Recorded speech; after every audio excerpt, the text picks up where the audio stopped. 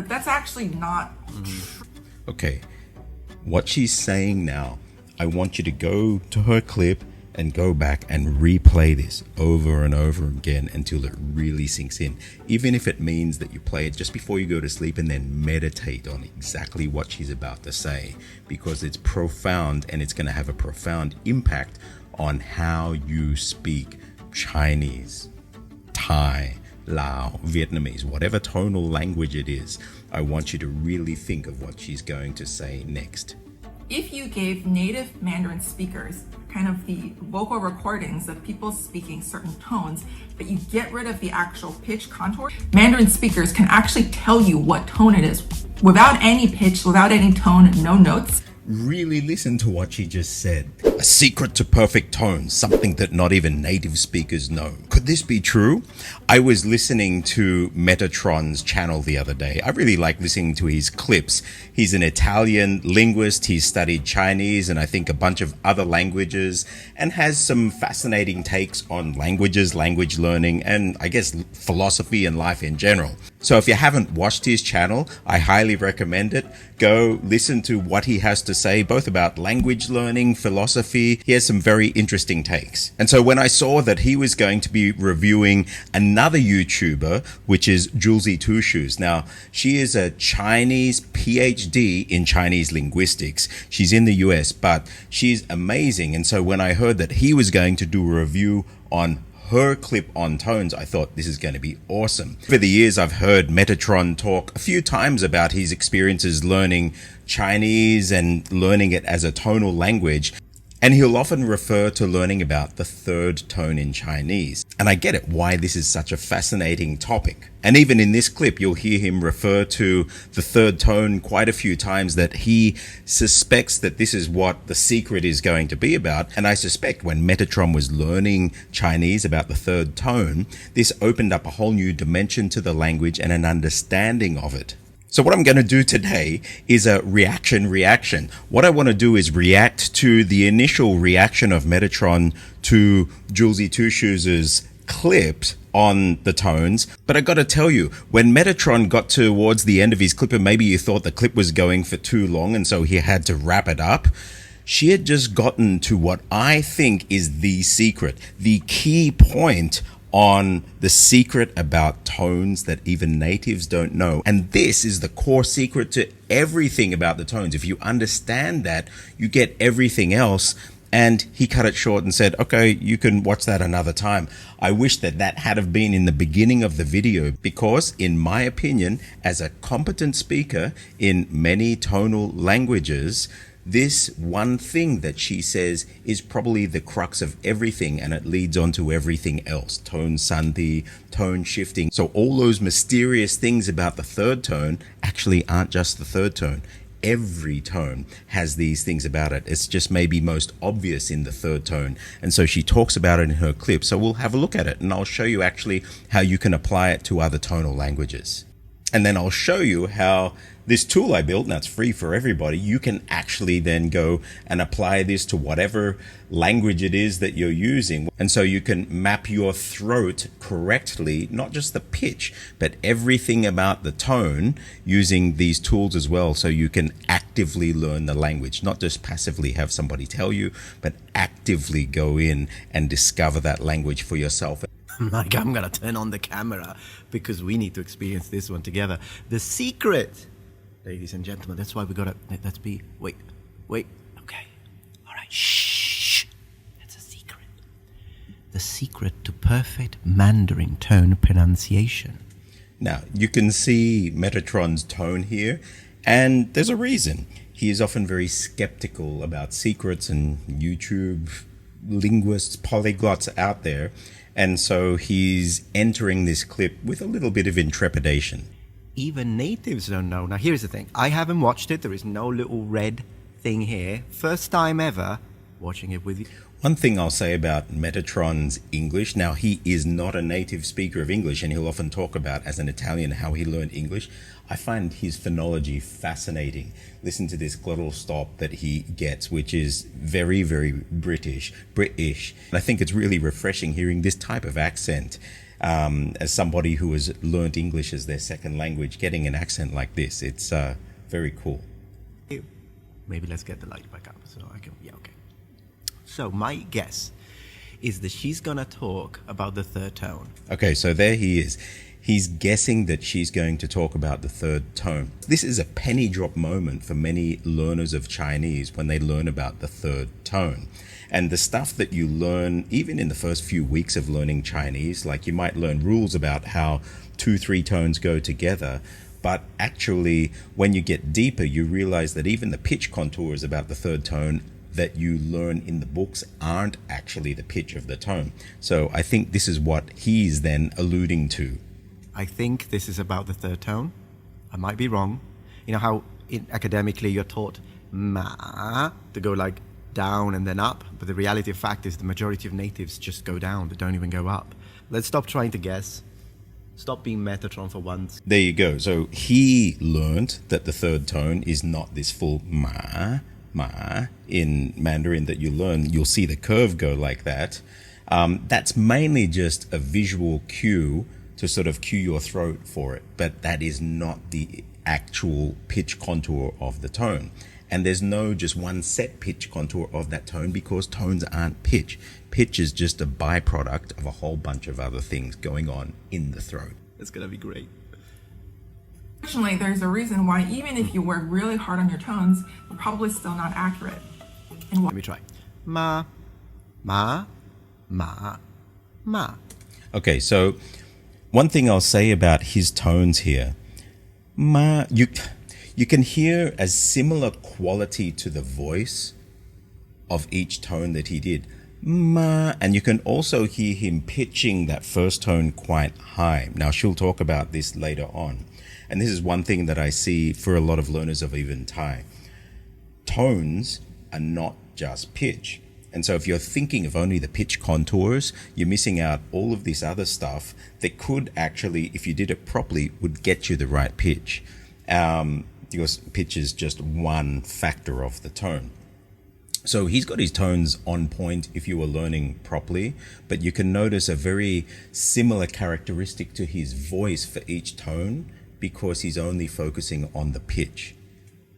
why is that? It all comes down to 3 things. Number 1. Oh, okay.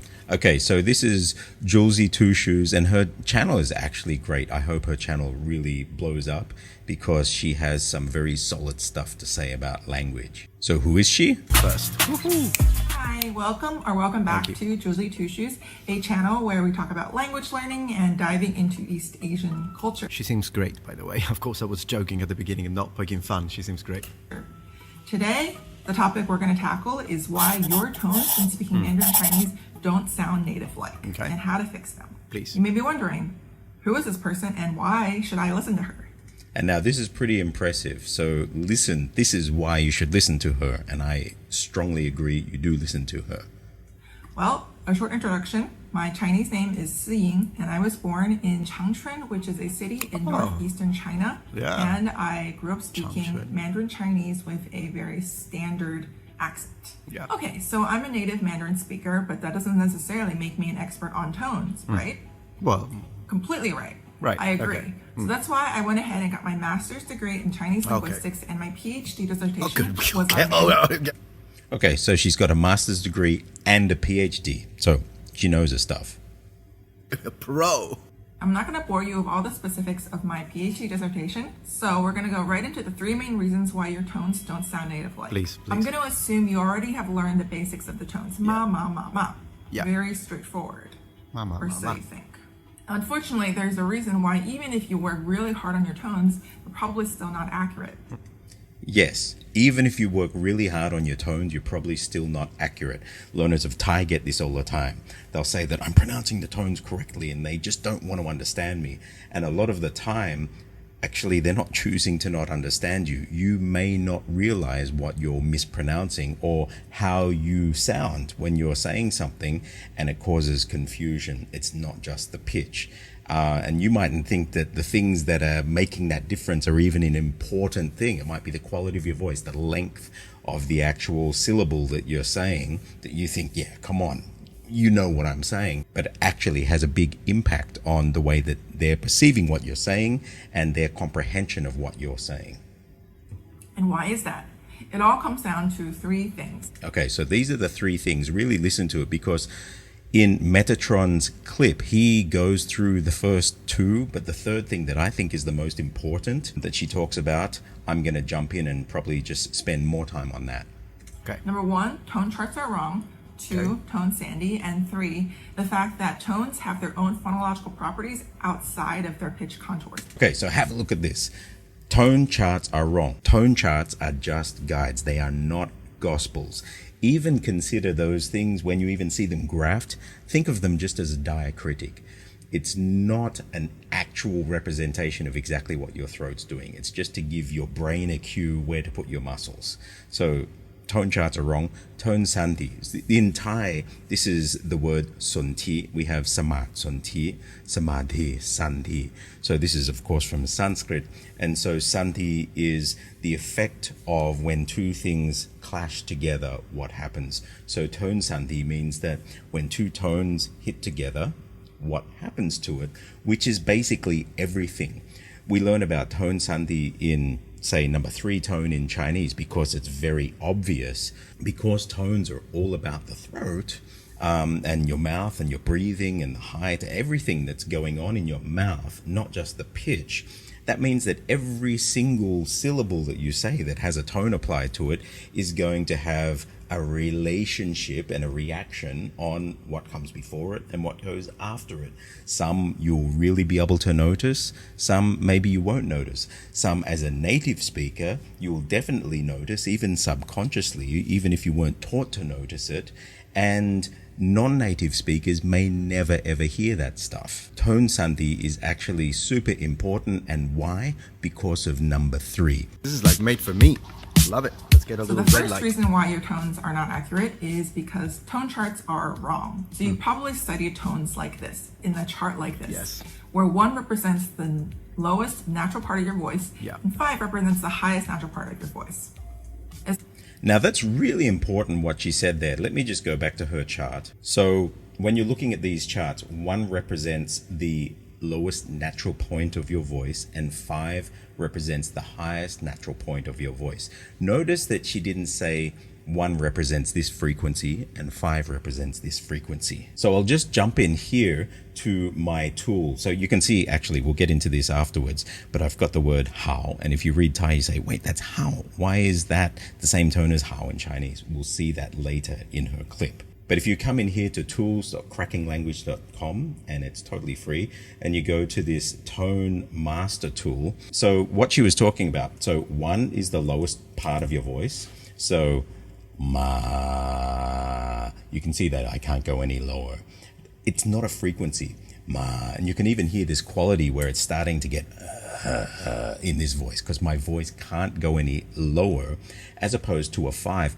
So this is probably the highest point. It's most elevated. It's like a heightened state of my voice. There's not an actual pitch assigned to it. It's just a very high voice in my range. So this one, this is heightened, which means a 3 is just my normal talking voice. This is just this normal relaxed state. So rather than pitches, I want you to think of very tense down the bottom, very heightened, and normal. And then you're left with just 2 and 4 then. So what is 2?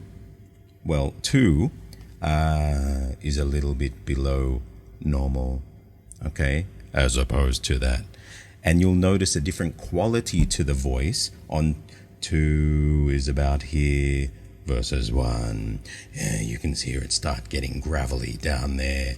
And this is just a little bit below normal because this is normal. And then what is 4? 4 is just a heightened version of normal.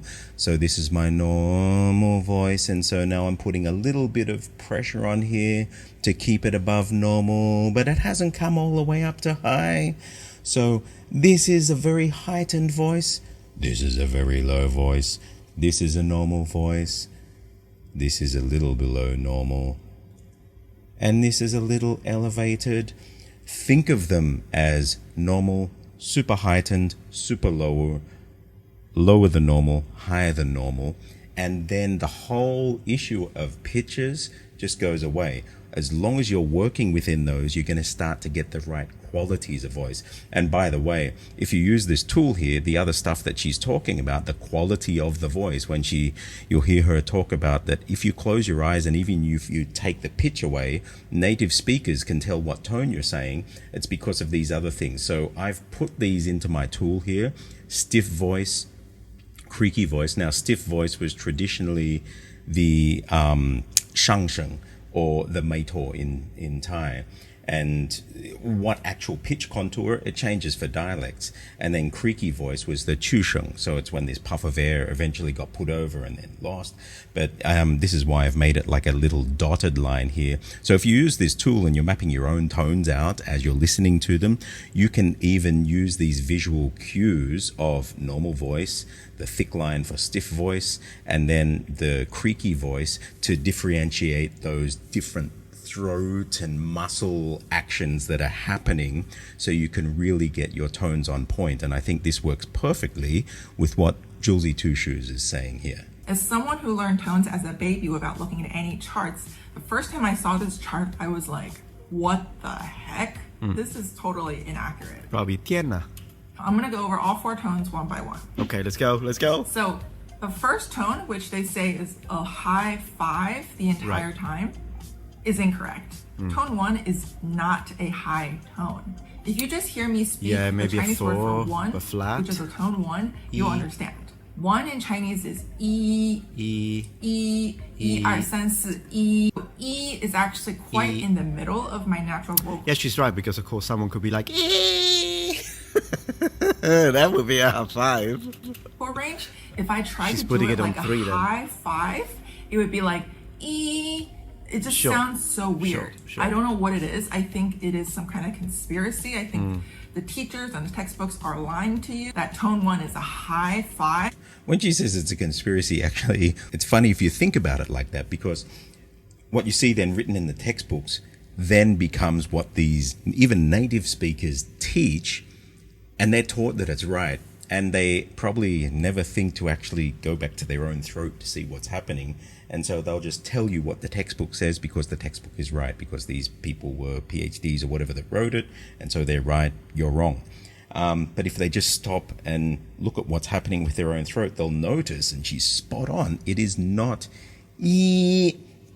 If you're saying it in isolation and exaggerating maybe, but it's E, it's a normal voice. That is what tone 1 is. It's just normal voice. And you have these two registers, yin and yang. And so this is the yin version actually of Yi, which is normal voice. It is not. I don't know if they're lying, but I mean, I like a good controversy. Maybe it's the aliens. Extra work for you to try to make it that high. Tone 1, between a 3 natural and 4, maybe? mid to slightly Mid, higher okay, mid. between 3 to 4. I thought about it for a second. Yeah, I mean, it makes sense. It's a good way to teach it. Okay, so I hope Metatron realizes too the weight of what she's saying here. What she's saying is spot on. You can see it. The first tone in Chinese is normal voice. This is what ping sheng actually means, and in tone is xiang sa man. It is no tone applied to it, meaning no other muscle or throat activities applied to it. And in Chinese you have it split into registers, just like you have in Thai as well. And so you have the yin and yang, the high and the low register. In Mandarin they've kind of come and merged in there, but for the ping sheng, you still have the differentiation. That's what tone 1 and tone 2 are in Mandarin. But this is just a little bit above normal. Now, what it does in conjunction with other tones, well, that's another story. So we could spend a whole other half hour going through all of this clip. I highly recommend you go and listen to Metatron's clip and his review of it, but I want to jump to her third point. Nice. Phonological properties. And then the third reason why your subscribe. tones probably don't sound accurate is because tones have phonological properties outside of pitch contours. Her English is spectacular, by the way. Very professional sounding. Probably heard agree. from Chinese teachers and other people who've learned Chinese that Chinese is relatively easy in terms of phonology because there's no stress and every syllable is the exact same kind of like stress and things like that. But that's actually not true. Okay, what she's saying now, I want you to go to her clip and go back and replay this over and over again until it really sinks in.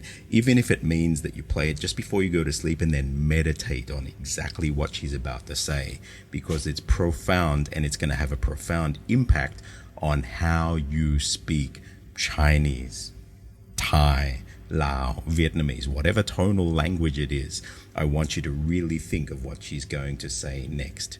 If you gave native Mandarin speakers kind of the vocal recordings of people speaking certain tones, but you get rid of the actual pitch contour. Basically, like in music, you strip out the notes. What you have left is duration, basically how. Okay, so what she's saying is if you took all of that pitch data away, took all of these charts away of the pitch going up and down, and you just looked, and here you have a spectrograph image. If you have Adobe Audition, you can actually do this, do any recording, and you can get a spectrogram. I think she's using Prot there, or there's a whole bunch of other software that you can use. But this is the voice. It's like a snapshot. It's a vocal print of what your voice is doing. So you can see in this part of it, this is the voice is activating, it's stopping here, and then it's starting to decay there, and it's getting this there. This is what the tone is. And it's because of this that you get the pitch contour. If you gave native Mandarin speakers kind of the vocal recordings of people speaking certain tones, but you get rid of the actual pitch contour, Mandarin speakers can actually tell you what tone it is without any pitch, without any tone, no notes. Really listen to what she just said. If you gave native Mandarin speakers kind of the vocal recordings of people speaking certain tones, but you get rid of the actual pitch contour, Mandarin speakers can actually tell you what tone it is without any pitch, without any tone, no notes. Really listen to what she just said. Really listen to what she just said. This is mind-blowing, but it's totally true, and not just for Mandarin speakers. All Chinese language, Chinese dialect speakers, Thai, Vietnamese, Lao, Burmese, the same thing goes. Mandarin speakers can actually tell you what tone it is without any pitch, without any tone, no notes. Without any pitch, without any tone, no notes, Mandarin speakers, or you can substitute tonal language speakers, can tell you what the tone is. And I really, really hope, if not anything else from this clip here and Metatron's clip and Julesytooshoes' clip, that you take this away, meditate on it, chew on it for a week, even if it means that you stay silent and don't speak for a week. Just really think about it and then go and build your language learning based on this. Your tones are going to be profoundly different because you're not going to be focusing on pitch. They can tell you what tone it is. And why is that? It's because every tone in Mandarin Chinese has its own duration and intensity. So I'm going to start with tone 1. Tone 1 is basically just a flat tone. And you can see her voice. This is the normal voice range. It's not where you see it up on the line there. Right? You can see that the duration is quite normal for a syllable. That's normal voice. That's why in Thai you have ma. And if you actually come back here and look at my tone assistant and I type in the word ma into, I had a shock there. It's in Vietnamese tones. I'll just switch that to Thai tones. Okay, so you can see ma, and the voice just drops off here. Now, in the books, you'll just see this as a 3 tone, but I've put my own tones in here, 3, 2, to show it ma, and then it just drops off. That drop off at the end is because there's a natural decay to the normal voice, because this here, which is the Chinese ping sheng, so I can actually put my display mode here, ping, okay, so this is ping, shang, chu, ru, so ping sheng, ma, ping sheng means normal voice. So I'll put this back to Thai. And so if we look at that tone in Chinese, in Mandarin, okay, so this is the, you have yin and yang. So the second tone is actually down in this lower register. So that means if the word ma were in Chinese, if it had a cognate there, the tone in Mandarin would probably be the second tone, ma, whereas in Cantonese, that one sort of goes low down, so it would be ma. That's what all this stuff is about. That's why I built these tools here, because what she's saying is actually telling you the address, which box these are in, and these are the vocal properties of each tone. How many tones does a tonal language has? Has this many. I have a 3x5 grid here, or if you look in the full Gedney system, you'll see there's actually this other one for some languages, but pretty much you just have this 3x5. And how many tones are there? Well, their actual pitch contours, you may have 4, 5, 6, but categories, you have all these categories. It's just that some, you can see, are grouped together like that. These ones would be grouped together like this. The dead, they've lost their deadness in Mandarin, but you can see they're grouped together like that. So you can see this, all of this would be the same tone. There are this many tones, count the boxes, but how many pitch contours? Well, these are the pitch contours, so each language changes. If we go to Mandarin, there are how many pitch contours you see. You see Mandarin is actually, they've all melded together. And so for Mandarin, you have number 1, 2, and then these ones are 3, and these are the 4th tone. And there are no kind of intensity changes. It's the same kind of volume the entire time.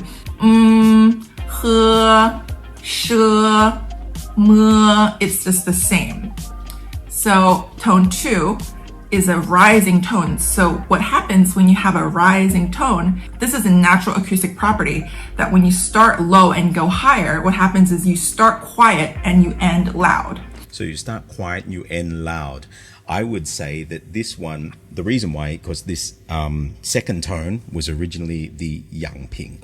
But this was the one with the voice activated. So activating that voice actually put more pressure into it. Now in Mandarin it comes up, but if you look in Cantonese, and again, so let me just pull Cantonese there, you can see that this tone actually goes down, but there you'll see an intensity pressuring the voice, and it just happens in Cantonese, the pitch is down, and if you're in Mandarin, the pitch contour goes up, but the characteristic of that tone is actually quite similar. So this is for every tone too. It's basically starts quiet and goes loud. So without hearing any kind of tone like pitch, I can tell you that this is a tone 2. You hear that? Without hearing any pitch, she can still tell you that's tone 2. Totally spot on. Because if you hear me say a tone 2 sound like sh, you can hear that I started quiet. You see that? Sh, and she brings it up. That's the voice activating. And get louder as I go to the end, right? And so in this way, tone 2 is around the same duration as a tone 1, but maybe slightly longer. And so same duration, maybe slightly longer. And these little micro cues are actually picked up by native speakers. Now tone 3. So tone 3 is, as you can imagine, since it goes down and up sometimes, this is the longest tone when it's said in full, like how, right? It's quite long when it's said in full. Tone 3 also is the quietest in terms of the volume out of all 4 tones, because as I mentioned before, it is a low tone for native speakers. So instead of like, you have how and you have how and you have how, right? How, it's quite low. And you can see it as she goes down in her voice there, how, that it goes into the gravel part of your voice. And there's a reason for that. Let's have a look here. So that's this tone here. What happened is that this one, which is Meto in Thai, this originated as a glottal stop at the end, just like Metatron's English, where it has the glottal stop. So he might say wa. This is what turned into the 3rd tone. And so you can see that's what's caused this dip here. And that's why a lot of stuff then actually dies there. It's even more pronounced if I come and show you Vietnamese. Have a look at this. This 3rd tone, you even get it breaking. So the Vietnamese nga tone actually demonstrates what happens in Chinese. This first portion of the tone here is what you normally get. Now, if it leads on to something else, yeah, maybe you'll get this other portion of it coming out. If you're in Hanoi, this will be nga, You get a break there. If you go to Hanoi, this ends up melding into this tone. So all three of these end up sounding like this one, but it's only mainly this portion of the tone, just like in Mandarin, that you're listening to.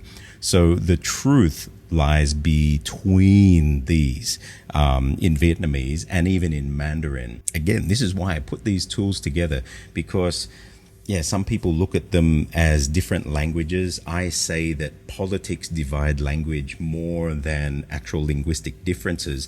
And through actually learning a little bit broader scope on, say, this one topic of tones and understanding what's happened around the language that you're learning gives you a deeper understanding of the language that you're learning, and it will make it more precise. So it is basically like, what can I say?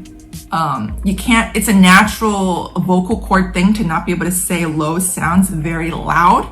So tone 3 just ends up being kind of like a quiet thing that ends and goes up slightly. That's why. And then tone 4, as you can imagine, similar to tone 2, is the opposite.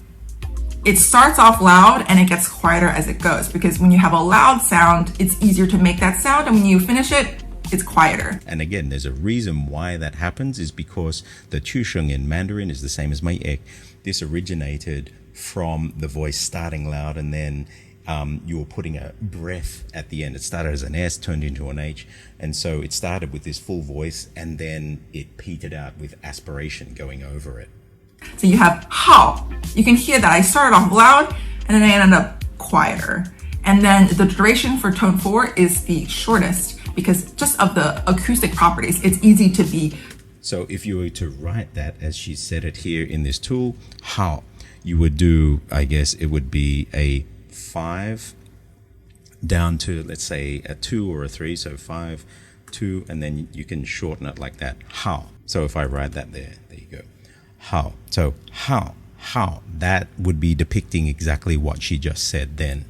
Because just of the acoustic properties, it's easy to be done with this tone in the shortest amount of time. So there you go, the secret to perfect tones that even native speakers don't know. She is totally on point. I highly recommend you go and you click like, you listen to this clip over and over and over again, even if there's nothing else that you listen to for the rest of the week. Just listen to what she said there, let it sink in. And this applies not only to Chinese, but all tonal languages, especially in this part of the world. It's all about the throat. I know people who listen to my clips are probably sick of hearing me say that, but it's so true. And she's just said pretty much the same thing. I hope Metatron does another video on this second portion of her video, because in my opinion, that's the gold in this clip. Everything's in that third point that leads on to tone sandhi, that leads on to everything else that people struggle with tones. You can use all these tools for free at tools.crackinglanguage.com. If you're learning Thai, you haven't got a copy of Cracking Thai Fundamentals, of course, grab a copy there. And for all the people who are registered in Minecraft, I'll see you this Saturday. If you haven't registered, jump in there at jacademy.com, and we go through all of this stuff to get your language on point, your tones, and talk about stuff that even native speakers don't know. But it's that stuff that's going to make the difference with the way that you speak. I'm Stuart J. Raj. I'll see you on the other side.